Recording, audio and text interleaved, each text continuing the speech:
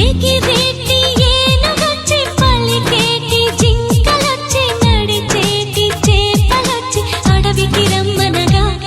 ఆ కోనల్లో కొమ్మల్లో ఉయ్యాలుగేసి